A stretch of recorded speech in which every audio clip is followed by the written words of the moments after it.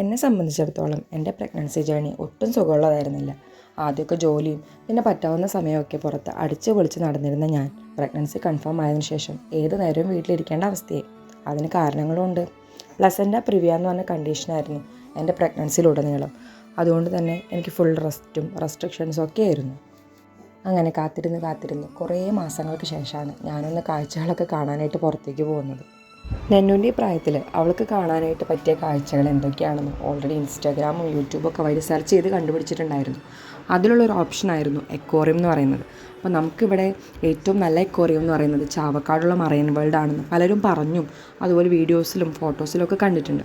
അങ്ങനെയാണ് ഞങ്ങൾ അവിടെ എത്തിച്ചേരുന്നത്. ആദ്യമായിട്ട് ഇത്തരം കാഴ്ചകളൊക്കെ കാണുമ്പോൾ എന്നെ ഹാപ്പി ആയിരിക്കുമോ, എക്സൈറ്റഡ് ആയിരിക്കുമോ, അല്ലെങ്കിൽ വാശിയായിരിക്കുമോ, ഇങ്ങനെ നൂറ് സംശയങ്ങളായിരുന്നു എനിക്ക്. പക്ഷെ അവിടെ കയറിയ സമയം മുതൽ ഇറങ്ങുന്നവരെ അവൾ വളരെ ഹാപ്പി ആയിരുന്നു. എല്ലാ കാഴ്ചകളും അച്ഛൻ്റെ കയ്യിലിരുന്ന് വിശദമായിട്ട് കാണുമായിരുന്നു. നന്നുവിന് മാത്രമല്ല, ഞങ്ങൾക്ക് 3 ആൾക്കും അവിടെയുള്ള കാഴ്ചകളൊക്കെ ആദ്യത്തെ അനുഭവമായിരുന്നു.